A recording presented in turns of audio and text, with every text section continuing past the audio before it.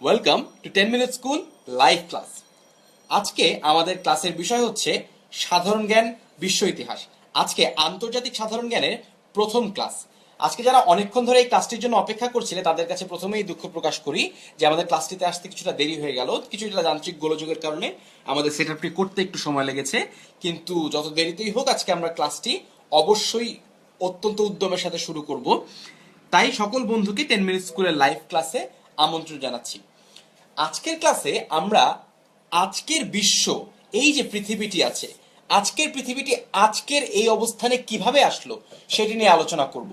আমাদের বিশ্বের যে বর্তমান রূপ, যুক্তরাষ্ট্র একটি শক্তিশালী দেশ, অনেক বড় বড় যুদ্ধ হচ্ছে, এই এতগুলো সমস্যা কিংবা সুবিধার পিছনে অনেকগুলো ইতিহাস জড়িয়ে রয়েছে। অর্থাৎ আমি তুমি আজকের অবস্থানে কিভাবে পৌঁছালাম তার একটা গল্প রয়েছে। তাই আজকের বিশ্ব ইতিহাসের প্রথম যে চ্যাপ্টারটি রয়েছে, অর্থাৎ প্রথম যে ক্লাসটি রয়েছে, তা হবে যুদ্ধের গল্পের উপরে। অর্থাৎ যুদ্ধের যে গল্প রয়েছে সেই গল্পটি আজকে আমরা করব।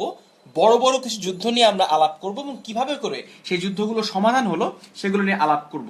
যদি বিশ্বকে ভালো করে জানতে চাও তবে এই ক্লাসটি তুমি এখনই জয়েন করো। তোমার যে সকল বন্ধুরা আগামীতে জেনারেল নলেজ পরীক্ষা দিবে ঘ ইউনিট বা খ ইউনিটে বা মেডিকেলে, তাদেরকে অবশ্যই ট্যাগ করতে ভুলবে না। আমাদের ভিডিওর কমেন্টটিতে তুমি অবশ্যই ট্যাগ করবে তোমার বন্ধুদেরকে যারা জেনারেল নলেজ পরীক্ষা দিবে। আর যারা বিশ্বকে ভালো করে জানতে চাও, বিশ্বটি দেখতে কেমন, বিশ্বের ইতিহাসটি কি, তারাও অবশ্যই অবশ্যই তোমার বন্ধুদেরকে ডাকবে, ক্লাসটি জয়েন করবে। এবং ক্লাসের শুরুতেই বলে রাখি, প্লিজ প্লিজ আমাদের এই ভিডিওটি শেয়ার করো, কারণ তুমি যত বেশি শেয়ার করবে তত বেশি বন্ধুরা তোমার সাথে জয়েন করতে পারবে এবং তত বেশি কুইজে অংশগ্রহণ করতে পারবে। এবং ভুলে যাবে না, গত ক্লাসেও বলেছিলাম যে প্রত্যেকটি কুইজের সাথে থাকছে 10 মিনিট স্কুলের জন্য দ্বিতীয় বিশ্বযুদ্ধ বর্তমান পৃথিবীটিকে রীতিমতো শেপ করেছে। এটি পৃথিবীর ইতিহাসে, অন্তত আধুনিক ইতিহাসের সবচেয়ে বেশি রক্তক্ষয়ী একটি যুদ্ধ। বলা হয় 7 কোটির ঊর্ধ্বে মানুষ এই যুদ্ধে মারা গিয়েছিল। 7 কোটি, অর্থাৎ তুমি বুঝতে পারছো যে কত ভয়াবহ একটি যুদ্ধ হয়েছিল। যুদ্ধটি 5 বছরের ঊর্ধ্বে স্থান লাভ করে, 6 বছরের উপরে যুদ্ধটি টিকে যায় এবং পরবর্তীতে দেখা যায় কেবলমাত্র ইহুদি মারা যায় 6 মিলিয়ন, অর্থাৎ 60 লক্ষ ইহুদির মৃত্যু আমরা এই দ্বিতীয় বিশ্বযুদ্ধে দেখেছি। তাই দ্বিতীয় বিশ্বযুদ্ধ নিয়ে যদি আমরা না জানি, আমরা পৃথিবীর ইতিহাস অনেকটাই জানতে পারবো না। আর যারা খ ইউনিট এবং ঘ ইউনিটে পরীক্ষা দিচ্ছ তাদের জন্য দ্বিতীয় বিশ্বযুদ্ধ থেকে প্রায়শই প্রশ্ন হয়ে থাকে। তাই এই ক্লাসটি তোমাদের জন্য অত্যন্ত গুরুত্বপূর্ণ। তোমার ফ্রেন্ডদের সঙ্গে শেয়ার করা শুরু করে দাও। প্রথম যে প্রশ্নটি তোমাদের জন্য রয়েছে তা হচ্ছে দ্বিতীয় বিশ্বযুদ্ধের সূচনা কবে। তোমরা জানো সাকিব ভাইয়ার ক্লাস মানেই হচ্ছে কুইজের ক্লাস, অর্থাৎ ক্লাসের যতটুকু পড়া হবে এর থেকে কুইজ হবে অনেক অনেক বেশি, কারণ আমরা কুইজ করতে করতে শিখবো। তোমাদের কাছে প্রথম প্রশ্ন হচ্ছে দ্বিতীয় বিশ্বযুদ্ধ আনুষ্ঠানিকভাবে কবে সূচনা হয়। তোমাদের কাছে প্রশ্ন, দ্বিতীয় বিশ্বযুদ্ধ আনুষ্ঠানিকভাবে কবে সূচনা হয়।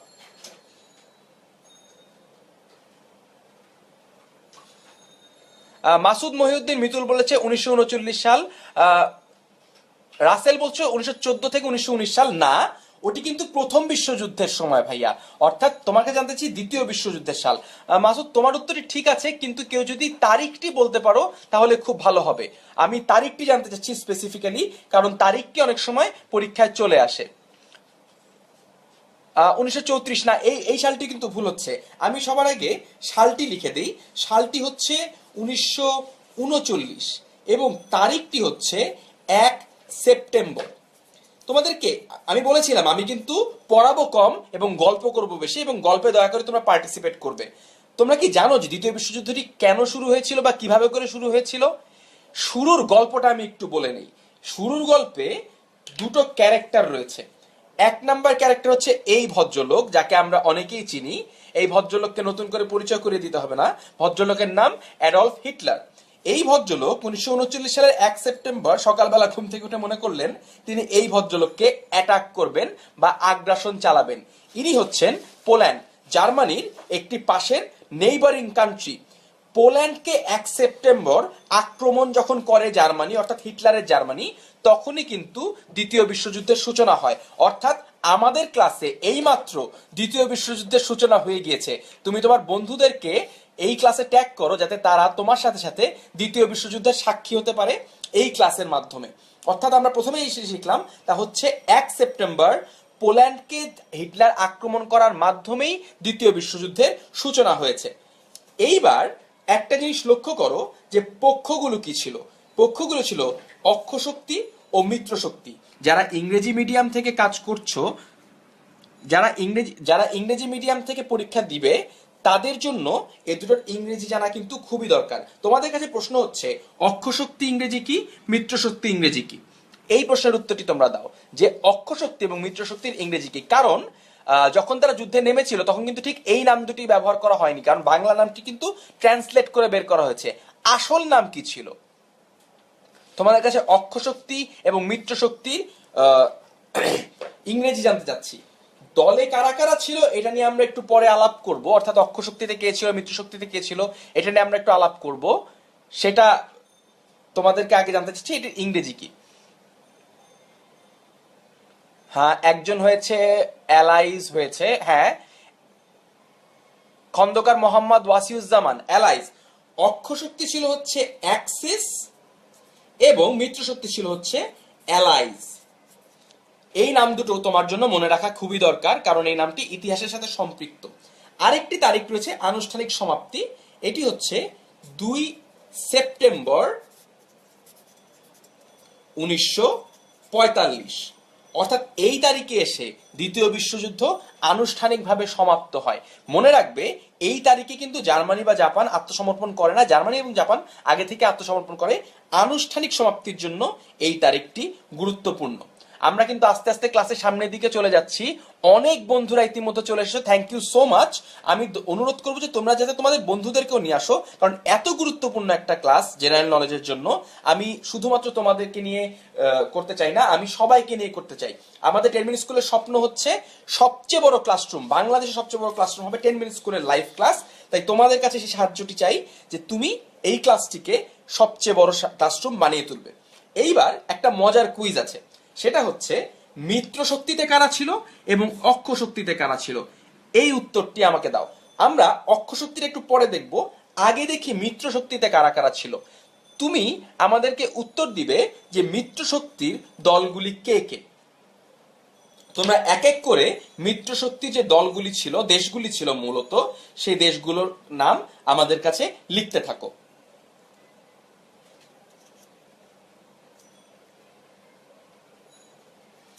অনেকেই উত্তর লিখতে শুরু করেছো। একজন লিখছে ফ্রেন্ড এনার্জি না, রাসেল ফ্রেন্ড এনার্জি না, মিত্র শক্তির ইংরেজি নাম হচ্ছে অ্যালাইজ। অ্যালাই, যে যুদ্ধে বলে না অ্যালাই, আমি তোমার অ্যালাই, আমি তোমার বন্ধু, সেটা হচ্ছে অ্যালাইজ। আমি কিন্তু সবার কাছ থেকে উত্তর জানতে চাচ্ছি। অর্থাৎ হ্যাঁ, একজন লিখেছে সোভিয়েত ইউনিয়ন। হ্যাঁ, অনেকের উত্তরই কিন্তু ঠিক হচ্ছে, চালিয়ে যাও। হ্যাঁ, রাশিয়া, অনেকের উত্তরই ঠিক হচ্ছে। আমরা আস্তে আস্তে এক এক করে উত্তর দিতে থাকি। মিত্রশক্তির একটি গুরুত্বপূর্ণ দেশ ছিল ইউএসএ বা যুক্তরাষ্ট্র।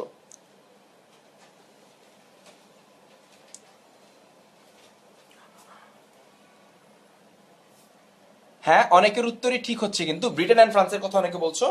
যুক্তরাষ্ট্রের পরে ছিল গ্রেট ব্রিটেন,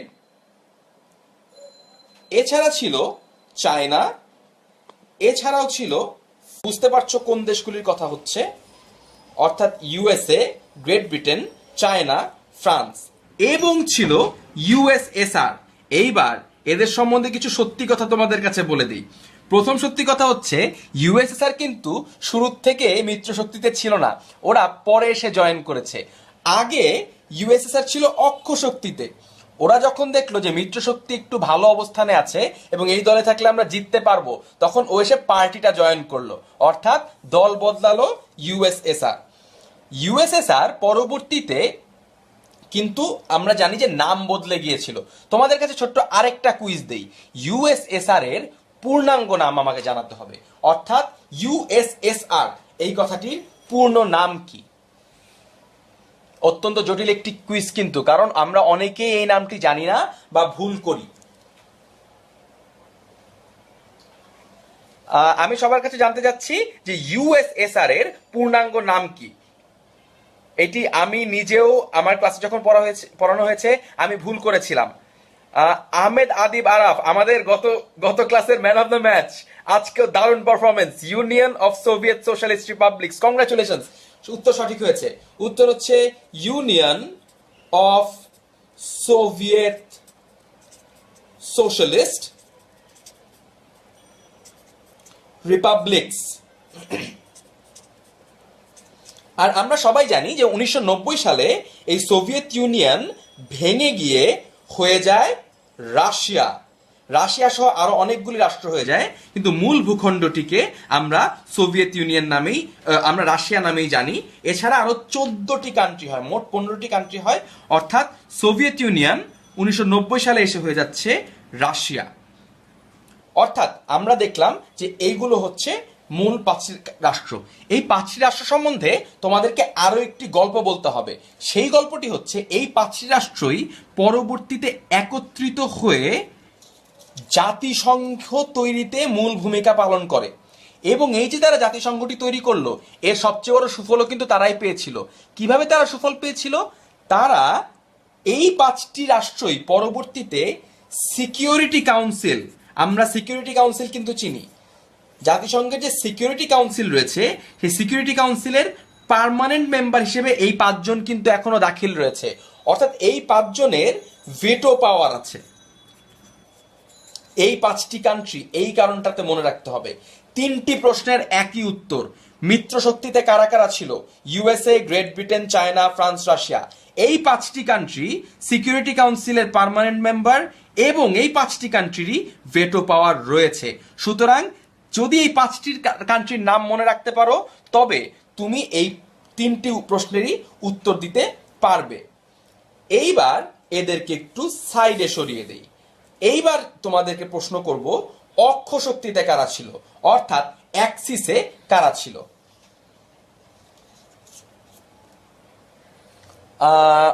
হ্যাঁ, আমি তোমাদেরকে একটু সময় দিব, তোমরা আমাকে জানাও যে অক্ষ শক্তিতে কারা কারা ছিল। রাসেল, উত্তর কিন্তু ভুল হচ্ছে। United of Soviet Socialist Republic না, Union of Soviet Socialist Republics. Rahadul Islam Anik, সঠিক উত্তর দিয়েছো জার্মানি। সুতরাং আমি প্রথম যে পতাকাটি রাখলাম তা হচ্ছে জার্মানির পতাকা। এই পতাকাটি যারা ব্রাজিলের সাপোর্টার তাদের কিন্তু ভোলার কথা না। আমরা খুব বেশি দিন হয়নি 7-1 গোলে তাদের কাছে হেরেছি। আমি নিজের ব্রাজিলের সাপোর্টার, সুতরাং আমরা নিশ্চয়ই ভবিষ্যতে আবারও হারাবো। হ্যাঁ, অনেকেই সঠিক উত্তর দিয়েছো। জার্মানি ছিল, জাপান ছিল, ইতালি ছিল। এইবার আরো একটা সত্য গল্প ফাঁস করে দিই, তা হচ্ছে এই ইতালিও কিন্তু শেষ দিকে এসে দল বদলেছিল, অর্থাৎ শেষকালে ও কিন্তু মিত্র শক্তিতে জয়েন করেছিল। কিন্তু যদি ইতিহাসের কথা বলা যায়, যেহেতু বেশিরভাগ সময় অক্ষ শক্তিতেই ছিল, তাই ওকে আমরা অক্ষ শক্তি হিসেবেই কনসিডার করে থাকি। অর্থাৎ জার্মানি, জাপান এবং ইতালি দ্বারাই অক্ষ শক্তি গঠিত হয়েছিল। এদের লিডারদের নাম একটু জেনে নিব। কার লিডার কে ছিল এটা আমাদের জানতে হবে। USA, great Britain, China, France এবং সোভিয়েত ইউনিয়ন। তোমাদের কাছে প্রশ্ন হচ্ছে যে এই দলগুলি, এই দেশগুলোর যে লিডার ছিল, যুদ্ধে তাদেরকে যারা লিড করেছে, তাদের নাম আমাকে লিখে পাঠাও। অর্থাৎ কমেন্টে আমাকে লিখে পাঠাও যে যুক্তরাষ্ট্র, গ্রেট ব্রিটেন, চায়না, ফ্রান্স এবং ইউএসএসআর এর কিভাবে করে ইউএসএসআর এর লিডার কারা ছিল। তানভীর রহমান বলেছে অলরেডি হারানো হয়েছে অলিম্পিকে। হ্যাঁ, আমরা ব্রাজিল কিন্তু ইতোমধ্যে প্রতিশোধ নিয়ে নিয়েছি। যা হোক, তোমাদের কাছে অনুরোধ। রাকিব আল হাসান লিখেছে হিটলার লাভ। আমি একটা কথা বলতে চাই যে হিটলারের প্রতি আমাদের অনেকের রোমান্টিক ধারণা রয়েছে। আমি আজকের ক্লাসে বলবো যে হিটলারকে নিয়ে কোনো রোমান্টিক ধারণা কেন থাকা উচিত না। হিটলার কত ভয়ঙ্কর একজন মানুষ আমি আজকে ক্লাসে চেষ্টা করব খুলে বলবার। হ্যাঁ, অনেকের উত্তর হচ্ছে, অনেকের উত্তর হালকা ভুল হচ্ছে। যাক, আমরা একটা একটা করে সমাধান করবার চেষ্টা করছি।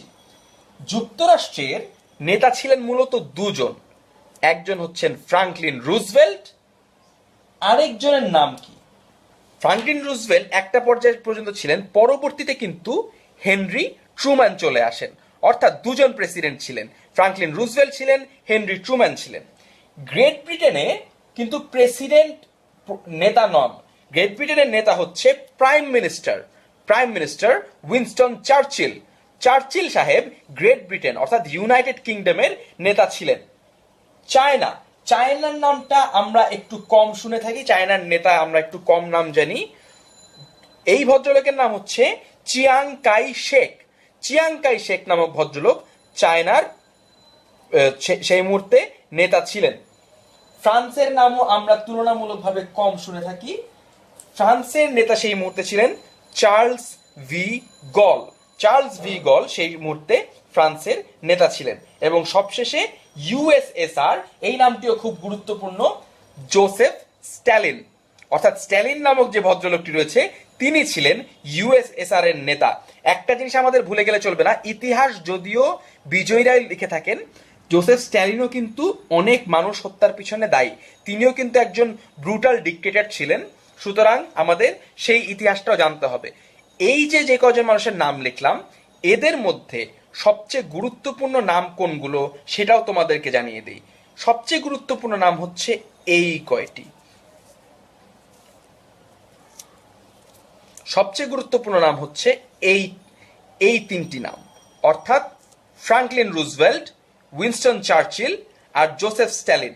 এই তিনটি নাম সবচেয়ে বেশি গুরুত্বপূর্ণ এগুলোর তুলনায়, কারণ এই তিনজন মিলেই পরবর্তীতে দ্বিতীয় বিশ্বযুদ্ধের রূপ কোন দিকে আগাবে সেটি পরবর্তীতে নির্ধারণ করে। এই তিনজন সম্পর্কে আরো আলোচনা আমরা একটু পরে করব। তার আগে যারা যুদ্ধে হেরে গিয়েছিল তাদের নেতারাই বরং কারা কারা ছিলেন তাদেরকে একটু আমরা চিনে নেই। বিজয়ীদের কথা সবাই মনে রাখে, বিজিতের কথা তেমন কেউ মনে রাখে না। আসো আমরা বিজিতদের গল্পটাও একটু দেখে নিব। এইবার তোমাদের কাছে প্রশ্ন হচ্ছে, জাপানের লিডার কে ছিল, ইতালির লিডার কে ছিল এবং জার্মানির লিডার কে ছিল? এই তিনটি লিডারশিপের গল্প আমাকে লিখে পাঠাও যে এই তিনটি দেশকে কারা নেতৃত্ব প্রদান করেছে। এটি তোমাদের কাছে আমার পরবর্তী প্রশ্ন। এই প্রশ্নের উত্তর তোমরা আমাকে দিয়ে পাঠাবে। আমার মনে হয় জার্মানিটা আমরা সবাই জানি, জার্মানির উত্তরটা আমরা সবাই জানি, তাই এই উত্তরটি আমি আর সময় দিতে চাচ্ছি না। অ্যাডলফ হিটলার, ইতিহাসের সবচেয়ে বড় খলনায়ক অ্যাডলফ হিটলার ছিলেন জার্মানির সেই ভয়ঙ্কর ডিক্টেটর যিনি সমগ্র বিশ্বকে তটস্থ করে ফেলেছিলেন এবং একা হাতে দ্বিতীয় বিশ্বযুদ্ধটি তিনি শুরু করেছিলেন। আমাকে জানাও ইতালির নায়ক কে ছিলেন, অর্থাৎ ইতালির লিডার কে ছিলেন, এটি আমাকে জানাও। ইতালির লিডার ছিলেন হচ্ছে বেনিতো মুসোলিনি। এই ভদ্রলোককে বলা হয় ফ্যাসিবাদের জনক। ফ্যাসিবাদের জনক। ফ্যাসিবাদের মূল কথাটা খুবই ইন্টারেস্টিং। ফ্যাসিবাদ কথাটাই মানে হচ্ছে হয় তুমি আমার কথা শুনবে না হলে চুপ থাকবে, অর্থাৎ এই যে গায়ের জোরে মানুষকে কথা শোনানো, এই জিনিসটাকেই বলা হচ্ছে ফ্যাসিবাদ। এই বেনিতো মুসোলিনি একজন ফ্যাসিবাদী নেতা ছিলেন, অত্যন্ত কট্টরপন্থী ছিলেন এবং বিরোধী দলকে একদম দুইটা পয়সার দাম দিতেন না। জাপানে যিনি নেতা ছিলেন উনি ছিলেন সম্রাট হিরোহিতো। দেখো, ইনি ছিলেন প্রেসিডেন্ট, ইনি ছিলেন অ্যাডলফ হিটলার ছিলেন চ্যান্সেলর। উনাকে আমরা অনেক সময় প্রেসিডেন্ট মনে করি, উনাকে বলা হয় চ্যান্সেলর। জার্মানিতে কিন্তু আজও প্রেসিডেন্ট হয় না, জার্মানিতে আজও হয় চ্যান্সেলর বর্তমানে। আচ্ছা, তোমাদেরকে একটা বর্তমান সময়ের প্রশ্ন করি, তোমরা বলো তো জার্মানির বর্তমান চ্যান্সেলর কে? তোমাদের জন্য ক্লু হচ্ছে ইনি একজন মহিলা যিনি অসাধারণ নেতৃত্বের কারণে আয়রন লেডি নামে পরিচিত সমগ্র বিশ্বে। তোমাদের কাছে প্রশ্ন হচ্ছে জার্মানির বর্তমান চ্যান্সেলর কে? আহমেদ নাইম লিখেছে এম্পেরর হিরোহিতো। হ্যাঁ, উত্তর কিন্তু সঠিক হচ্ছে। রবিউল হাসান রাব্বি, তোমাদের উত্তর সঠিক হচ্ছে। নতুন প্রশ্ন চলে এসছে। নতুন প্রশ্ন হচ্ছে জার্মানির বর্তমান চ্যান্সেলর কে? মির্জা আবির সবার আগে, না তার আগে রাসেল। হ্যাঁ, রাসেল সবার আগে। Angela Merkel.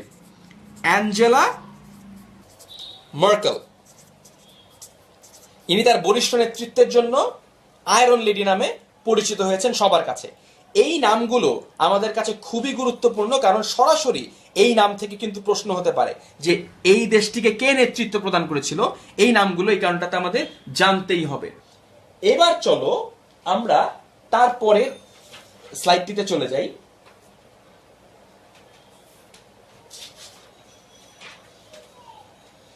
আমরা এই নেতাদেরকে একটু ব্যক্তিগতভাবে জানার চেষ্টা করি, কেমন? এই স্লাইডটিতে তিনজন নেতাকে দেখতে পাচ্ছি। ইনি হচ্ছেন সেই উইনস্টন চার্চিল, ইনি হচ্ছেন ফ্রাঙ্কলিন রুজভেল্ট, ইনি হচ্ছেন, এই নামটি কে হবে, ইনি হচ্ছেন সেই স্ট্যালিন, জোসেফ স্ট্যালিন। এইবার তোমাদেরকে একটা মজার এই তিনজন সম্বন্ধে কিছু মজার তথ্য দিব। এই ভদ্রলোকের একটি বিশেষ অর্জন রয়েছে। এই অর্জনটা কে বলতে পারবে? উইনস্টন চার্চিল এমন একটি অর্জন করেছেন যেটি পৃথিবীর আর কোনো রাজনীতিবিদ করতে পারেননি। হোপফুল ইমরান জিজ্ঞেস করেছে যে অক্ষর বাংলা প্রতিশব্দ কি? অক্ষ কথারই বাংলা প্রতিশব্দ হচ্ছে অ্যাক্সিস, অর্থাৎ অক্ষ যেহেতু বাংলা, সেটার ইংরেজি প্রতিশব্দ হবে হচ্ছে অ্যাক্সিস। যাই হোক, উইনস্টন চার্চিলের আহমেদ আদিব আরাফ উনি আজকেও দৃঢ় প্রতিজ্ঞ যে তিনি ম্যান অফ দ্য ম্যাচ হবেন। হ্যাঁ, তিনি সাহিত্যে নোবেল পেয়েছেন। শুনতে খুবই অবাক শোনায় যে একজন রাজনীতিবিদ যে দ্বিতীয় বিশ্বযুদ্ধে ফাইট করছে, উনি সাহিত্যে নোবেল কি করে পান? কিন্তু অবাক হলেও সত্য, উনি সাহিত্যে নোবেল পরবর্তীতে। আরেকজন যে ভদ্রলোক যাকে নিয়ে আমাদের অনেক উৎসাহ, তার কাছে চলে যাই। সেই ভদ্রলোকের নাম হচ্ছে অ্যাডলফ হিটলার। কিছুক্ষণ আগে একজন অ্যাডলফ হিটলারের নাম দিয়ে হার্ট সাইন দিচ্ছিলে, এবার তোমাকে বলি যে অ্যাডলফ হিটলার কত ভয়াবহ একজন মানুষ।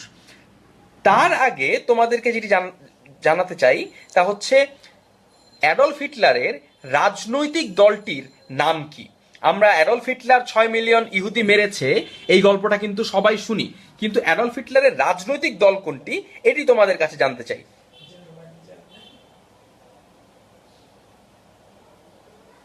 অ্যাডলফ হিটলারের রাজনৈতিক দলটি কি তোমাদের সবার কাছে জানতে চাচ্ছি। অ্যাডলফ হিটলার কোন রাজনৈতিক দল থেকে বিলং করেন? নাসরো নাজিয়াত। এই নাসরো নাজিয়াতের নামের মধ্যেই অ্যাডলফ হিটলারের পলিটিক্যাল পার্টির নাম লুকিয়ে আছে। তোমাদেরকে আরেকটি ক্লু দিলাম, নাসরো নাজিয়াতের নামের মধ্যে লুকিয়ে আছে তার রাজনৈতিক দল। হ্যাঁ, জিশান আহমেদের উত্তর সঠিক হয়েছে।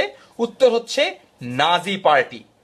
এই যে নাজি পার্টি, সেটি হচ্ছে অ্যাডলফ হিটলারের রাজনৈতিক দল। এইবার তোমাদেরকে যেটা বলছিলাম যে ওনার রাষ্ট্রীয় পদটা হচ্ছে চ্যান্সেলর।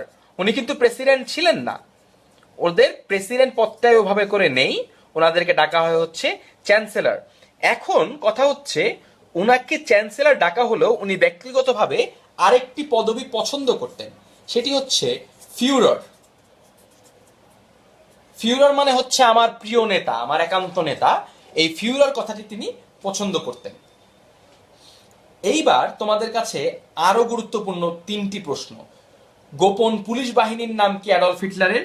তার প্যারামিলিটারি ফোর্সের নাম কি? এবং তার প্রোপাগ্যান্ডা মন্ত্রী কি ছিলেন? আমার অভিজ্ঞতা অনুযায়ী এই তিনটি প্রশ্ন সবচেয়ে কমন, এই তিনটি প্রশ্ন সবচেয়ে বেশি আসে। তাই তোমাদের কাছে একবারে তিনটি প্রশ্ন করছি, এই তিনটি প্রশ্নের উত্তর তোমরা দেবার চেষ্টা করবে।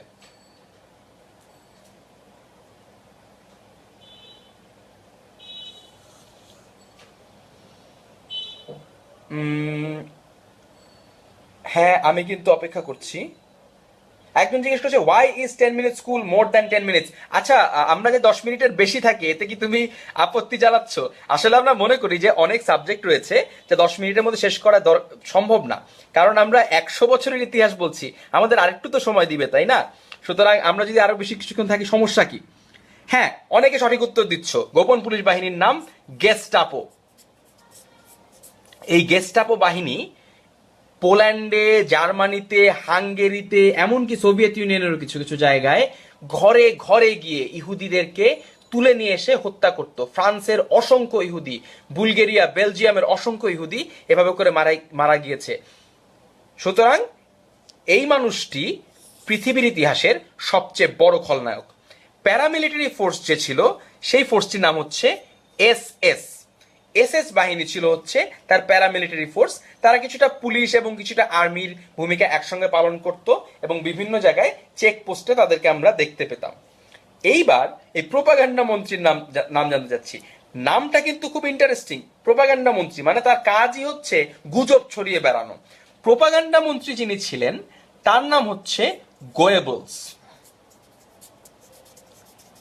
এই গোয়েবলস আরেক ভয়াবহ মানুষের নাম, একজন ঠান্ডা মাথার খুনি যিনি কিনা এই 6 মিলিয়ন ইহুদিকে হত্যা করতে হিটলারকে সর্বাত্মক সহায়তা করে গিয়েছেন। এবং তারা জানতেন, তারা মনে করতেন যে এই মানুষগুলোর বেঁচে থাকবার কোনো অধিকারই নেই।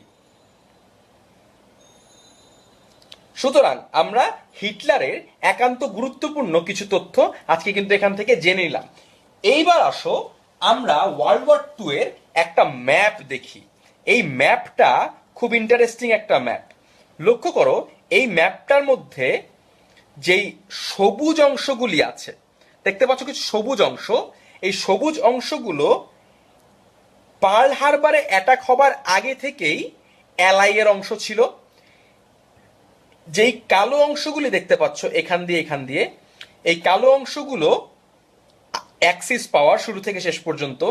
এবং এই নীল অংশগুলো হচ্ছে তোমার পার্ল হারবারে অ্যাটাক হবার পরে অ্যালাই হিসেবে যোগদান করেছে। দেখতে পাচ্ছ সবাই কিন্তু কানেক্টেড ছিল এই যুদ্ধটার মধ্যে, এবং এই কারণটাতেই এটাকে ওয়ার্ল্ড ওয়ার বলা হয়, কারণ বিশ্বের সবগুলি দেশই এখানটাতে কানেক্টেড ছিল। এই যে অল্প কিছু দেশ আছে যেগুলি সাদা দেখতে পাচ্ছ, এরা কানেক্টেড ছিল না। এছাড়া বাদবাকি সবাই কিন্তু এই যুদ্ধের মধ্যে কানেক্টেড ছিল। আমি একটা কমন প্রশ্ন পাই তোমাদের মাঝখানটাতে, সেটা হচ্ছে দ্বিতীয় বিশ্বযুদ্ধ হয়েছিল কেন? এটি একটি খুবই গুরুত্বপূর্ণ প্রশ্ন। তোমাদের কাছে আজকে সেই উত্তরটি দেবার চেষ্টা করব। এটা সবচেয়ে বড় উত্তর হচ্ছে হিটলার এবং নাৎসিবাদের উত্থান। হিটলার এবং নাৎসিবাদের উত্থানের কারণে কিন্তু দ্বিতীয় বিশ্বযুদ্ধের সূচনা হয়েছিল। এবার আসো আমরা পুরো গল্পটা একটু বুঝে নেবার চেষ্টা করি। প্রথম যে ঘটনাটি ঘটে তা হচ্ছে জার্মানির প্রথম বিশ্বযুদ্ধে পরাজয় ঘটে, অর্থাৎ 1917 সালে যখন জার্মানি প্রথম বিশ্বযুদ্ধে পরাজিত হয়, তখন তাকে বেলফোর ঘোষণা নামে একটি ঘোষণা মেনে নিতে হয়। এই বেলফোর ঘোষণাটি দেয়া হয় 2 নভেম্বর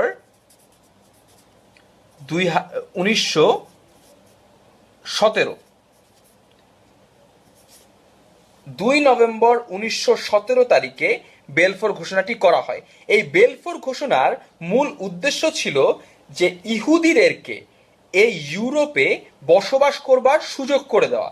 অর্থাৎ যে সকল ইহুদি আরবের বিভিন্ন স্থানে অবস্থান করছিলেন, যুক্তরাজ্য এই বেলফোর চুক্তির মাধ্যমে, বেলফোর ঘোষণার মাধ্যমে জার্মানি সহ ইউরোপের বিভিন্ন জায়গায় ইহুদিদেরকে প্রবেশ করবার এবং মাইগ্রেট করবার একটি সুযোগ করে দেন। এরপরে লক্ষ্য করো, তার ফলশ্রুতিতে বহু ইহুদি ইউরোপে কিন্তু প্রবেশ করে। তার ফলশ্রুতিতে সেখানটাতে পরবর্তী দেখা যায় যে অধিবাসীদের একটি বড় অংশ ইহুদি। এখন পাশাপাশি আরেকটা ঘটনা ঘটে, ইউরোপে অর্থনৈতিক মন্দা দেখা দেয়। তোমাদের কাছে প্রশ্ন হচ্ছে ইউরোপের অর্থনৈতিক মন্দাটি কত সালে দেখা দেয়? শুধুমাত্র ইউরোপ না, বিশ্বব্যাপী একটি মহা অর্থনৈতিক মন্দা দেখা গিয়েছিল এই 20 শতাব্দীতে। তোমাদেরকে জানতে চাচ্ছি এই সালটি কবে, কত সালে এরকম একটি মহামন্দা দেখা যায়, এবং মহামন্দাটির নামও তোমাদেরকে বলতে হবে। তোমাদের কাছে প্রশ্ন যে এই অর্থনৈতিক মন্দাটির কথা হচ্ছে, মন্দাটি কত সালে হয়?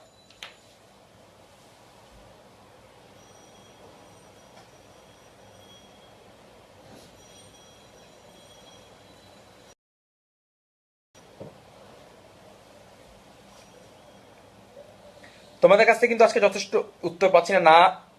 রামিসা বিনতে মাহবুব লিখেছে 1905। সামি দোহার উত্তর সঠিক হয়েছে। উত্তর হচ্ছে 1930, এবং এটিকে বলা হয় গ্রেট ডিপ্রেশন। এখানে ডিপ্রেশন মানে হতাশা না, এখানে ডিপ্রেশন কথাটার মানে হচ্ছে তোমার মহামন্দা। এই মহামন্দার সময়ে ইউরোপে চরম ক্ষুধা এবং দারিদ্র দেখা যায়।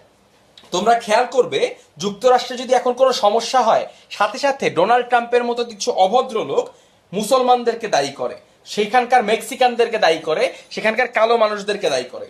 এই সময় অ্যাডলফ হিটলার ঠিক একই কাজটি করেছিল।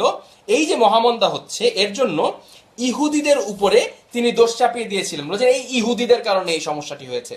অর্থাৎ সাধারণ মানুষ হঠাৎ করে ইহুদিদের উপরে ক্ষেপে ওঠে কোনো কারণ ছাড়াই, কিন্তু কারণ যে মহামন্দা হয়েছিল এর জন্য কিন্তু ইহুদিরা দায়ী ছিল না, দায়ী ছিল যুক্তরাষ্ট্রের বড় কিছু ওয়াল স্ট্রিটে বেশ কিছু ধস নামে এবং অর্থবাজারে মহা রকমের মন্দা চলতে থাকে, ইম্পোর্ট এক্সপোর্টের কোনো সুযোগ সেখানটাতে ছিল না। এইবার লক্ষ্য করো যে সেখান থেকে নাৎসিবাদের যে জনপ্রিয়তা সেটি কিন্তু আস্তে আস্তে বৃদ্ধি পেতে শুরু করে। অর্থাৎ এই যে ইহুদি বিরোধী আচরণ, এখান থেকে কিন্তু নাৎসিবাদের যে জনপ্রিয়তা সেটি বাড়তে শুরু করে। এটির সুযোগে তোমাদের মহাপ্রিয় হিটলার সাহেব ক্ষমতা গ্রহণ করেন। অনেককে দেখছি এখনো হিটলারকে সমর্থন করে যাচ্ছ। দেখো, আমরা অনেকে মনে করি যে হিটলার ইহুদিদেরকে মেরেছিল দেখে সে ভালো। লক্ষ্য করবে ইহুদি আর জায়োনিস্ট কিন্তু এক কথা না। অর্থাৎ সবগুলি ইহুদি যে চায় যে প্যালেস্তাইন ধ্বংস হয়ে যাক, ব্যাপারটি কিন্তু তা না। সুতরাং হিটলার যে 6 মিলিয়ন ইহুদিকে মেরেছে এটি ভয়ঙ্কর একটি কাজ। ইসরায়েল কি করলো না করলো তার সাথে কিন্তু এই জিনিসটি জড়িত না। অর্থাৎ সেই ইতিহাসে আমরা আজকেও আবারও আসবো। তার আগে দেখিয়ে নেই হিটলার যখন ক্ষমতা গ্রহণ করলো সেটি তারপরে তিনি ইহুদিদের উপর চরম নির্যাতন শুরু করলেন, কারণ তিনি বিশ্বাস করতেন যে জার্মানিকে এমনভাবে গড়ে তুলতে হবে যেখানটাতে কোনো ইহুদি বসবাস করতে পারবে না। শেষ পর্যন্ত আমরা যেটি জানি, পোল্যান্ড আক্রমণ করেন তিনি 1 সেপ্টেম্বর 1945 এবং সেখান থেকে দ্বিতীয় বিশ্বযুদ্ধ শুরু হয়। অর্থাৎ এই স্লাইডের মাধ্যমে আমরা দেখে নিলাম কিভাবে করে দ্বিতীয় বিশ্বযুদ্ধ শুরু হয়েছে। সুতরাং দ্বিতীয় বিশ্বযুদ্ধ সূচনা নিয়ে যদি কারো কোনো প্রশ্ন থাকে তোমরা এই স্লাইডটিতে অবশ্যই ফেরত আসতে পারো। এই পর্যায়ে এসে আমি তোমাদেরকে একটু আবারও মনে করিয়ে দিতে চাই যে তোমরা তোমাদের ফ্রেন্ডদেরকে অবশ্যই ট্যাগ করবে এবং এই ভিডিওটি শেয়ার করতে ভুলবে না, কারণ আমরা দ্বিতীয় বিশ্বযুদ্ধের খুব ইন্টারেস্টিং কিছু গল্পের মধ্যে চলে এসেছি। আরো গুরুত্বপূর্ণ এবং ইন্টারেস্টিং কিছু গল্প করব, কিন্তু তার আগে তোমাদের কাছে অনুরোধ করছি এই ভিডিওটি তোমার বন্ধুদের সঙ্গে শেয়ার করো।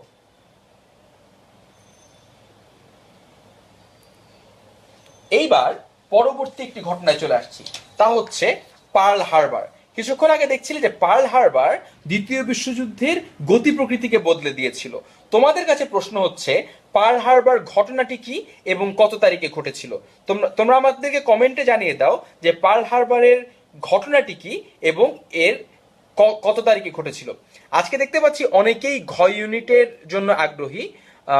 তোমরা পাশাপাশি আমাকে কমেন্টে এটিও জানাতে পারো যে পার্টিকুলারলি ডি ইউনিট বা ঘ ইউনিটের প্রস্তুতি কারা কারা নিচ্ছ, কারণ আমি নিজেও ঘ ইউনিটের একজন ছাত্র। আমি খুব ভালো মতো জানি যে এই ক্লাসগুলো পার্ল হারবার জাতীয় বিষয়গুলো তোমাদের জন্য খুবই গুরুত্বপূর্ণ। তাই তোমাদের কাছে জানতে চাচ্ছি যে ঘ ইউনিটের ক্যান্ডিডেট কারা কারা। আহমেদ আদিব আরাফ আবারও লিখেছে ডিসেম্বর 7, 1941।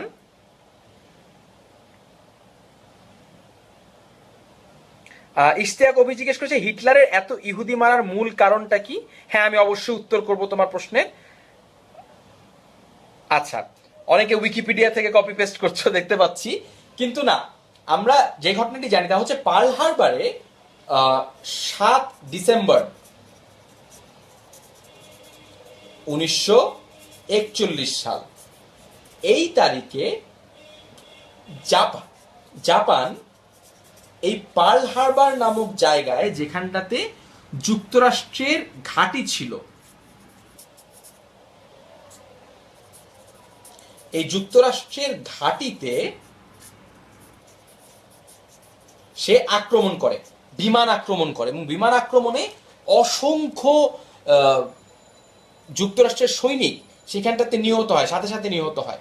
এরই ফলশ্রুতিতে কিন্তু 1942 সালে এসে যুক্তরাষ্ট্র এই যুদ্ধটিতে জয়েন। এই যে যুক্তরাষ্ট্র এখানটাতে জয়েন করলো তার পিছনে কিন্তু অবশ্যই ভূমিকা রয়েছে পার্ল হারবারের। যুক্তরাষ্ট্রকে নিজে থেকে যদি সে জয়েন নাও করত, জাপান তাকে বাধ্য করলো যুদ্ধে জয়েন করতে। এই ঘটনাটির আগে এই যুদ্ধে যুক্তরাষ্ট্র কোথাও ছিলই না, জাপান তাকে বাধ্য করলো এই যুদ্ধে জয়েন করবার জন্য, এবং পরবর্তীতে ফলাফল কিন্তু ভালো হয়নি। সীমায় একটি পারমাণবিক বোমা হামলা হয়, নাগাসাকিতে একটা পারমাণবিক বোমা হামলা হয়। এই হামলাগুলো কত তারিখে হয় এবং বোমাগুলোর নাম কি? তোমাকে জানাতে হবে হিরোশিমায় কত তারিখে কোন বোমা ফেলা হয় এবং নাগাসাকিতে কত তারিখে কোন বোমা ফেলানো হয়।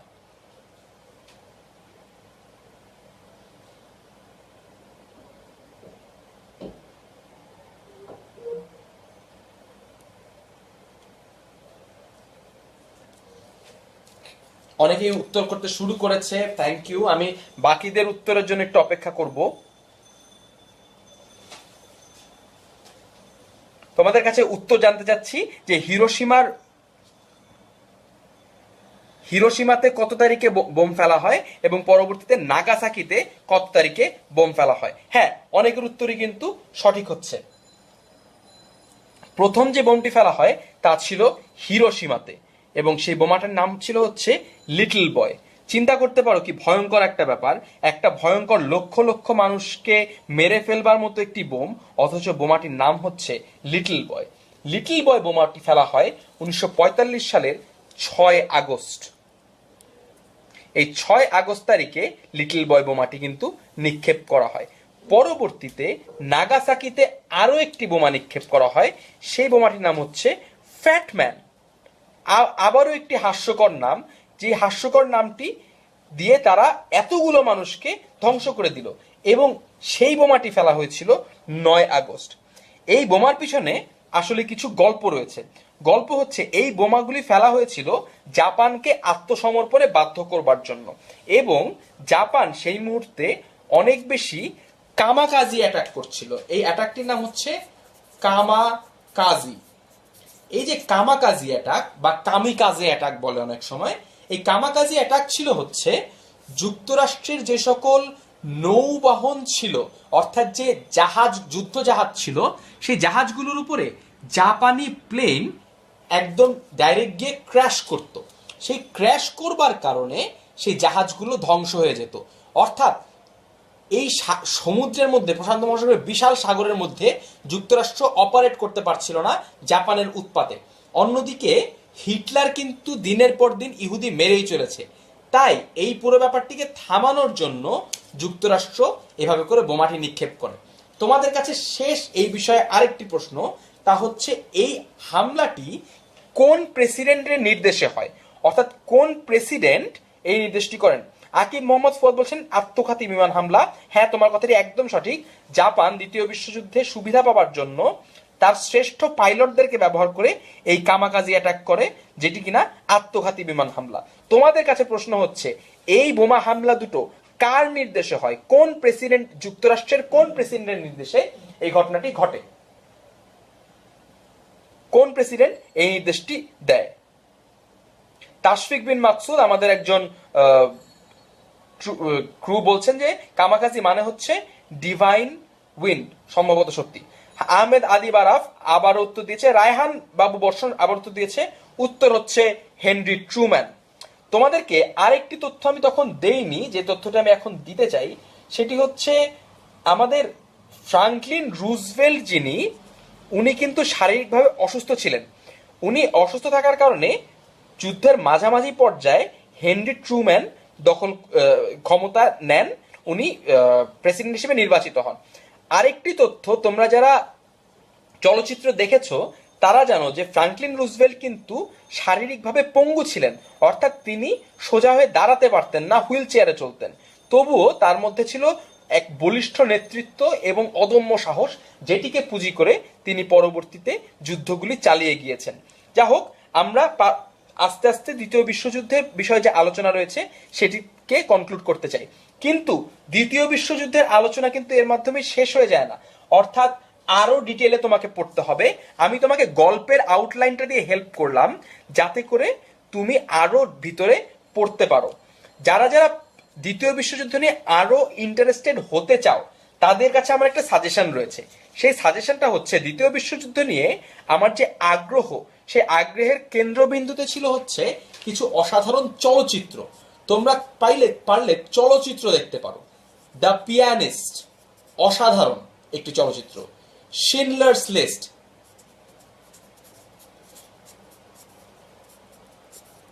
Life is beautiful,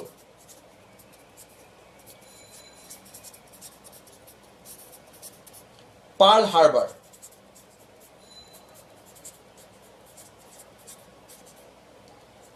the boy in the striped pajama,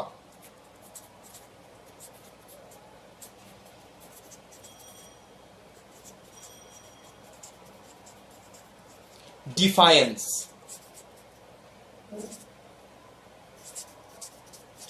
inglorious basterds. এই প্রত্যেকটি সিনেমা দ্বিতীয় বিশ্বযুদ্ধের অসাধারণ কাজ নিয়ে তৈরি হয়েছে এবং দ্বিতীয় বিশ্বযুদ্ধের সত্যিকারের গল্পগুলো জানতে হলে এই যে সিনেমাগুলি রয়েছে এগুলি তোমাদেরকে অনেক হেল্প করতে পারে। এছাড়া আরো অনেক ভালো ভালো সিনেমা রয়েছে, তোমরা যদি সময় করে দেখতে পারো তাহলে খুবই ভালো হয়। তাহলে দ্বিতীয় বিশ্বযুদ্ধ সম্বন্ধে তোমার একটা নতুন করে আগ্রহ জন্মাবে, তুমি যে গল্পগুলি পড়বে সেগুলি তুমি কিন্তু তুলতে পারবে। হ্যাঁ, আরেকজন লিখেছে Fury, thank you so much. Fury আরেকটি চমৎকার চলচ্চিত্র। তোমাদের কাছে তাহলে এই পর্যায়ে একটা ফান কোয়েশ্চেন, তোমাদের দেখা দ্বিতীয় বিশ্বযুদ্ধের শ্রেষ্ঠ চলচ্চিত্র কোনটি? আব্দুল্লাহ বিন খালেক লিখেছে Saving Private Ryan, very good.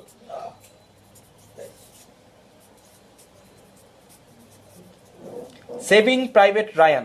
তোমাদের কাছে আরো নাম জানতে চাচ্ছি, কি কি নাম থাকতে পারে?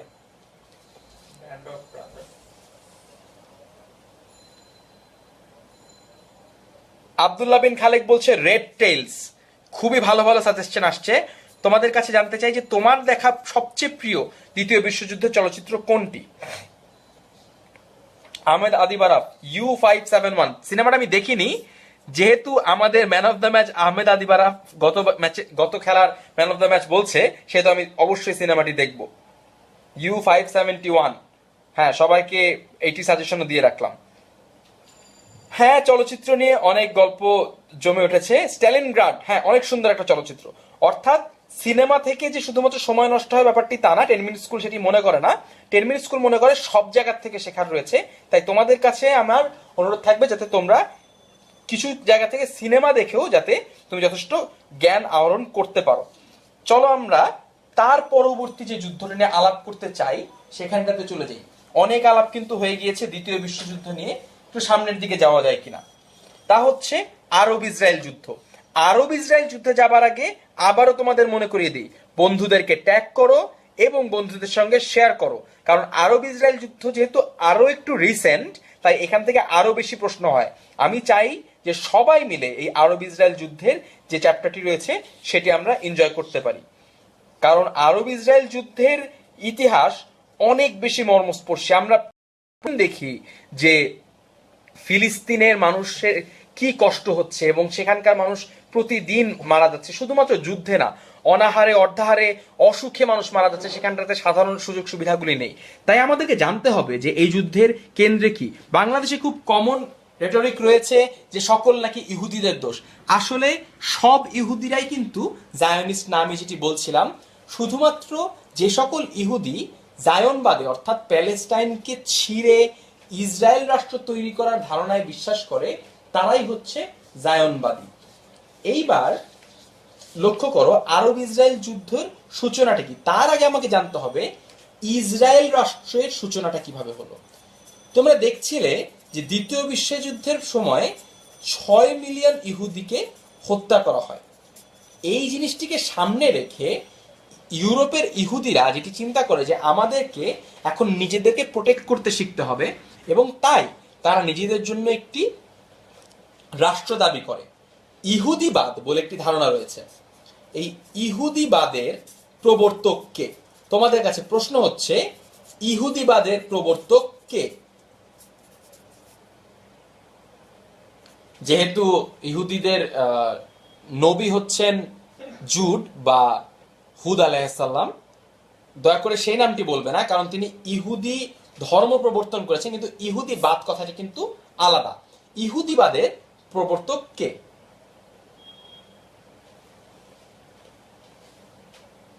তোমাদের কাছে প্রশ্ন, ইহুদিবাদের প্রবর্তক কে?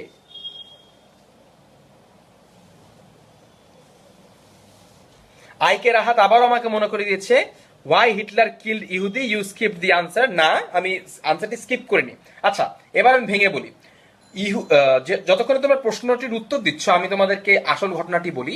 তা হচ্ছে হিটলার ইহুদিদেরকে হত্যা করেছিলেন কারণ তিনি মনে করতেন যে জার্মান জাতীয়তাবাদে ইহুদিদের কোনো স্থান নেই এবং ইহুদিরা জার্মানির শত্রু, জার্মানিতে তারা ভুইফোর হয়ে জেগে। আমি ডোনাল্ড ট্রাম্পের উদাহরণটি দিয়ে যেটি বোঝানোর চেষ্টা করেছি সেটি হচ্ছে যে সে যেভাবে করে মুসলিমদেরকে ট্রিট করে, কালো মানুষদেরকে ট্রিট করে, একইভাবে ইহুদিদেরকেও জাতির শত্রু হিসেবে দেখিয়ে তাদেরকে হত্যা করেছে এবং সে ইহুদিবিহীন একটি জাতি সৃষ্টি করতে চেয়েছিল। আকিব মোহাম্মদ ফুয়াদ সঠিক উত্তর দিয়েছে থিওডর হার্জেল। থিওডর হার্জেল ইহুদিবাদের প্রবর্তক।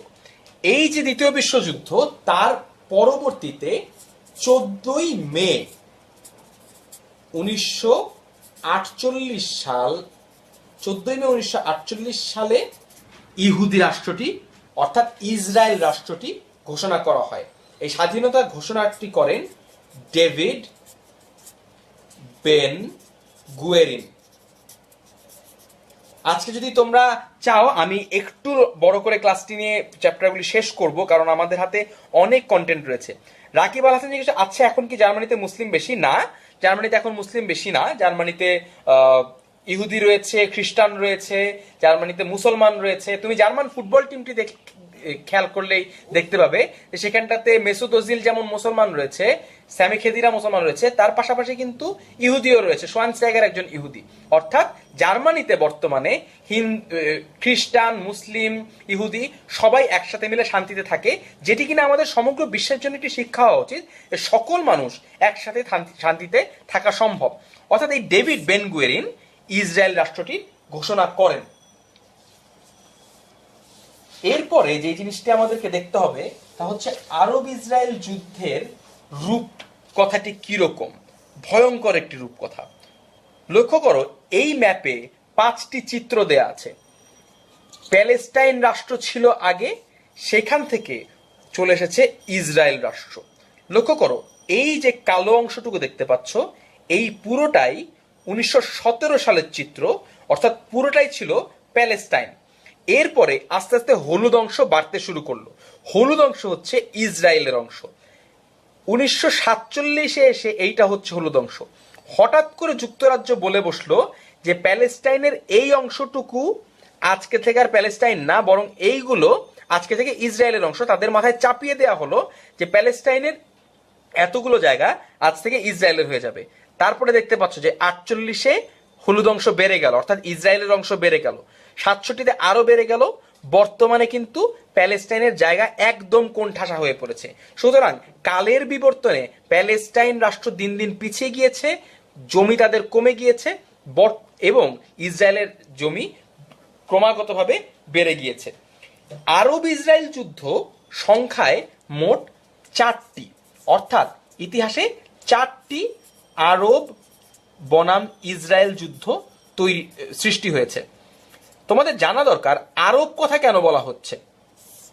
আরব কথাটি বলা হচ্ছে তার কারণ হচ্ছে যখন ইসরায়েল রাষ্ট্রটি প্রতিষ্ঠা হয় তখন ইসরায়েলকে প্রতিহত করবার জন্য সকল আরব মুসলিম রাষ্ট্র মিলে একটি আরব লীগ তৈরি করে। এই আরব লীগের নেতৃত্ব প্রদান করে মিশর।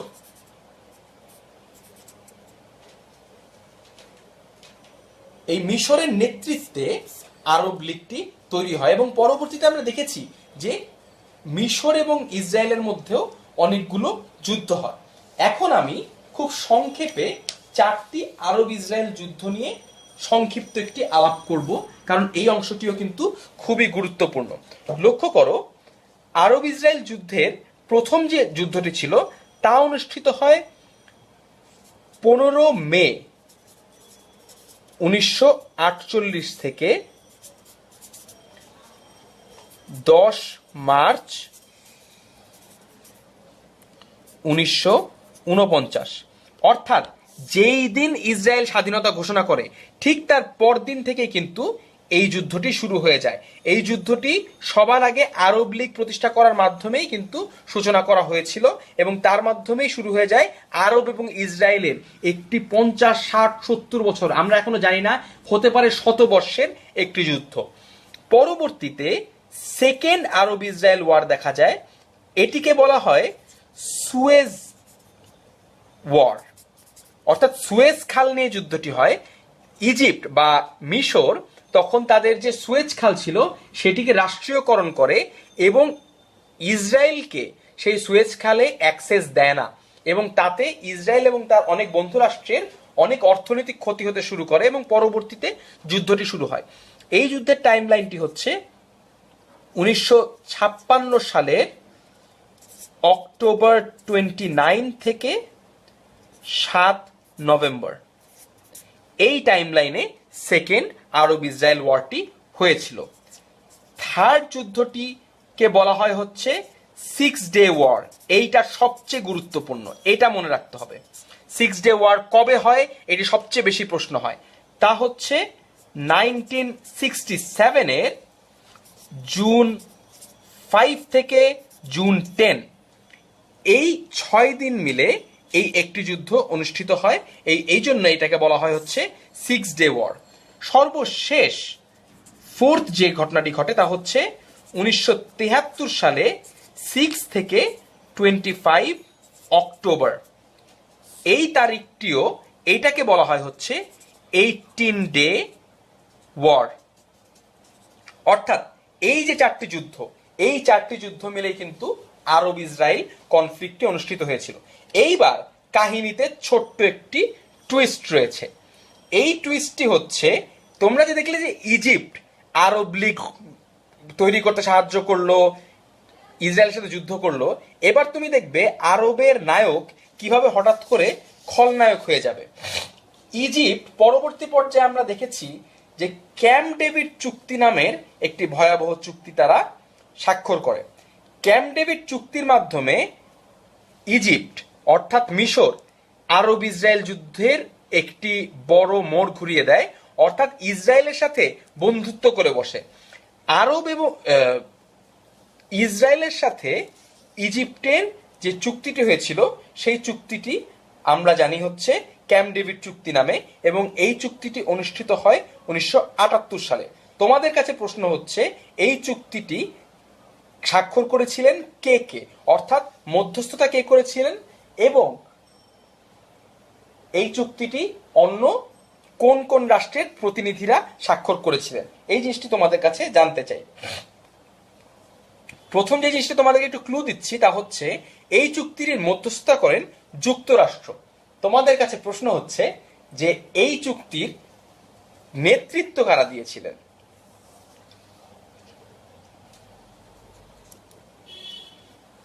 অর্থাৎ ইজিপ্টের সাথে চুক্তি হচ্ছে ইসরায়েলের, মধ্যস্থতা করেছিল ইউএসএ। তোমাদের কাছে প্রশ্ন হচ্ছে কে এগুলোর নেতৃত্ব দিয়েছিলেন। একজন বলেছে ফিল্মি টুইস্ট, হ্যাঁ অনেক ফিল্মি একটা টুইস্ট। অনেকের উত্তরে কিন্তু সঠিক হচ্ছে, আমি আর কালক্ষেপণ করছি না। মধ্যস্থতা করেছিলেন জিমি কার্টার, যুক্তরাষ্ট্রের প্রেসিডেন্ট। আনোয়ার সাদাত ইজিপ্টের প্রেসিডেন্ট, তিনি ইজিপ্টের পক্ষ থেকে এই চুক্তিটি স্বাক্ষর করেন, এবং অন্যদিকে ইসরায়েলের পক্ষে ছিলেন হচ্ছে বোনাচেম বেগিন। তোমাদেরকে আরেকটা জিনিস জানিয়ে রাখি, এই যে আনোয়ার সাদাত এই চুক্তিটি স্বাক্ষর করবার জন্য তাকে পরবর্তীতে নোবেল পুরস্কার দেয়া হয়। সারপ্রাইজ সারপ্রাইজ, তুমি যুক্তরাষ্ট্রের সাথে বন্ধুত্ব করবে, ইসরায়েলের সাথে বন্ধুত্ব করবে, এবং তার ফলশ্রুতিতে তোমাকে নোবেল পুরস্কার দেওয়া হবে। এইটাই হচ্ছে খেলার আসল নিয়ম। তাকে শান্তিতে নোবেল পুরস্কার দেওয়া হয়, এবং তিনি প্রথম মুসলমান, এটাও মনে রাখতে হবে, প্রথম মুসলিম হিসেবে তিনি নোবেল পুরস্কার পান। অর্থাৎ এর আগে কোনো মুসলিম নোবেল পুরস্কার পাননি। আনোয়ার সাদাত প্রথম এই কাজটি করেন। এর ফলশ্রুতিতে ইজিপ্টকে আরব লীগ থেকে ফেলে দেওয়া হয়। অর্থাৎ আরব লীগের সদর দপ্তর যেখানটাতে ছিল ইজিপ্টের কায়রোতে, সেখান থেকে ইজিপ্টকেই পরবর্তীতে বের করে দেওয়া হয়। অর্থাৎ ক্যাম্প ডেভিড চুক্তি আরব ইসরায়েল যুদ্ধের একটা বিশাল বড় মোড় ঘুরিয়ে দেয়, যেখানটাতে ইজিপ্ট আরবের নায়ক থেকে হঠাৎ করে খলনায়ক হয়ে যায়, এবং আনোয়ার সাদাত সেই খলনায়ক হবার পুরস্কার হিসেবে গ্রহণ করে নোবেল পুরস্কার। আরব ইসরায়েল যুদ্ধ নিয়ে আমরা নিজেরা আরো বেশি পড়াশোনা করব। শেষ করব একটি যুদ্ধ নয় তবুও যুদ্ধ, এমন একটি বিষয় দিয়ে, যা হচ্ছে স্নায়ু যুদ্ধ। স্নায়ুযুদ্ধ মানে হচ্ছে যখন দ্বিতীয় বিশ্বযুদ্ধ শেষ হয়ে গেল সেই মুহূর্তে বিশ্বে বড় দুটো শক্তি কিন্তু টিকে ছিল। একটি হচ্ছে ইউনাইটেড স্টেটস অফ আমেরিকা এবং আরেকটি হচ্ছে রাশিয়া।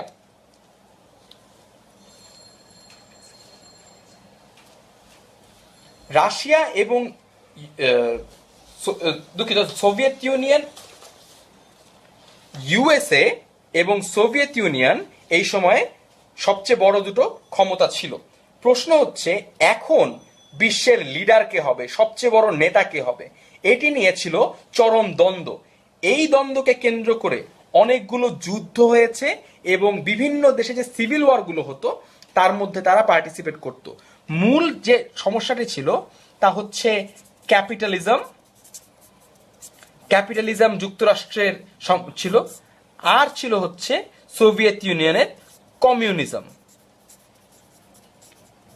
অর্থাৎ এবার এক পাশে ছিল হচ্ছে পুঁজিবাদ আর এ পাশে ছিল সাম্যবাদ, যা পরবর্তীতে পরিণত হয় সমাজতন্ত্রে। এবং এটিকে কেন্দ্র করে সমগ্র বিশ্বকে দুই ভাগে ভাগ করা হয়। এবং সবচেয়ে বড় যে ঘটনাটি ঘটে তা হচ্ছে জার্মানি যে কান্ট্রিটি ছিল সেটিকেও দুই ভাগে ভাগ করে ফেলা হয়। এখানটাতে একটি ইস্ট জার্মানি থাকে আর একটি ওয়েস্ট জার্মানি থাকে। অর্থাৎ এই যে জার্মানিটিকে দেখতে পাচ্ছ সেটিকে ছিঁড়ে দুই টুকরো করে ফেলা হয়, একটি ইস্ট জার্মানি হয় এবং একটি ওয়েস্ট জার্মানি হয়।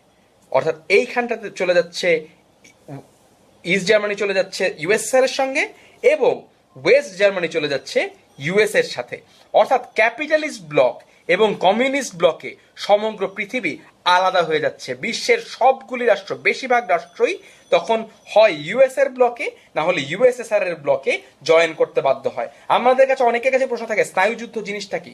স্নায়ুযুদ্ধ জিনিসটা হচ্ছে এই যে জার্মানি ছিল, জার্মানিকে যখন আমি ছিঁড়ে দুইজনের কাছে দিয়ে দিলাম, এই খেলাটি হচ্ছে স্নায়ুযুদ্ধ। অর্থাৎ সমগ্র পৃথিবীকে ক্যাপিটালিজম এবং কমিউনিজমের নামে ভাগ করা এবং সেই ভাগ করার মাধ্যমে একটি দলাদলি করে একটি যুদ্ধ চালিয়ে যাওয়া। এই সময়ে ভিয়েতনামে যুদ্ধ হয়েছে, বাংলাদেশে যুদ্ধ হয়েছে, ফিদেল কাস্ট্রোরা আন্দোলন করেছেন। প্রত্যেকটি আন্দোলনেই ইউএসএ এবং ইউএসএসআর অ্যাক্টিভলি পার্টিসিপেট করেছিল। আজকের ক্লাসের সর্বশেষ স্লাইড, স্নায়ুযুদ্ধের সমাপ্তি। একটি চমৎকার চিত্র দেখতে পাচ্ছ, কিছু জার্মান সৈন্য এই দেয়ালটি ভেঙে ফেলছে। এই বার্লিন দেয়াল ভেঙে ফেলার মাধ্যমেই স্নায়ুযুদ্ধের সমাপ্তি ঘটে। তোমাদের কাছে আজকের শেষ প্রশ্ন, বার্লিন দেয়াল কত সালের কত তারিখে ভাঙা হয়? এই প্রশ্নটির উত্তর তোমরা আজকে আমাকে দিবে যে বার্লিন দেয়াল কত সালের কত তারিখে ভাঙা হয় এবং তার মাধ্যমে এই যুদ্ধটি শেষ হয়। অর্থাৎ ইস্ট জার্মানি এবং ওয়েস্ট জার্মানি পরবর্তীতে আবারও একত্রিত হয়। তোমাদের কাছে প্রশ্ন হচ্ছে এটি কত সালের কত তারিখে অনুষ্ঠিত হয়েছিল?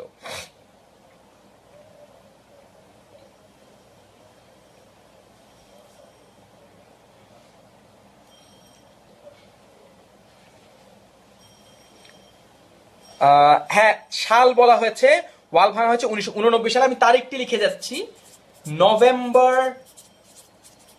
9 নভেম্বর 1989।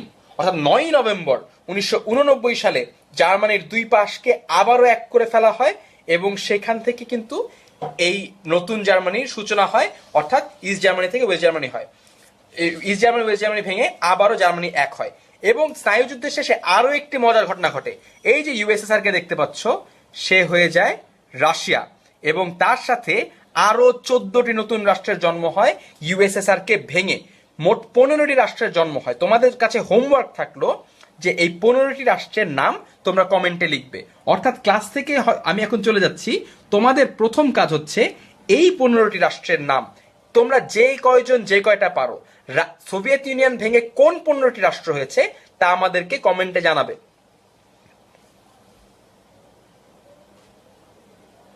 আমাদের আগামী ক্লাস হবে মঙ্গলবার 23 তারিখ আধুনিক পদার্থবিদ্যার উপরে। ক্লাসটি ফিজিক্স ক্লাস, ফিজিক্সের আধুনিক পদার্থবিদ্যা নিয়ে ক্লাস হবে। এবং তারপরে রয়েছে অ্যাকাউন্টিং এর ক্লাস, ফাবলিহাপুর ক্লাস, থার্সডে 25 অগাস্ট। তোমাদের সবাইকে সেই ক্লাসটি দেখবার আমন্ত্রণ রইল, এবং এই আমার হোমওয়ার্কটি ভুলবে না, তোমরা সবাই এই নামগুলি লিখতে থাকো। সবাইকে অসংখ্য ধন্যবাদ। এবং শেষ পর্যন্ত আজকে যে সকল রাষ্ট্র নিয়ে আমরা আলাপ করলাম, তোমাদের কাছে অনুরোধ থাকবে সেই রাষ্ট্রগুলি নিয়ে যাতে তোমরা আরো বেশি পড়াশোনা করো। ভবিষ্যতে এই রাষ্ট্রগুলো নিয়ে আরো বেশি আলাপ হবে এবং এই রাষ্ট্রের গল্পগুলো নিয়ে আমরা আরো অনেক বেশি কাজ করব। তোমাদের সকলকে ধন্যবাদ, এবং as I always say, never stop learning and never stop learning about these countries. Thank you very much. Good night.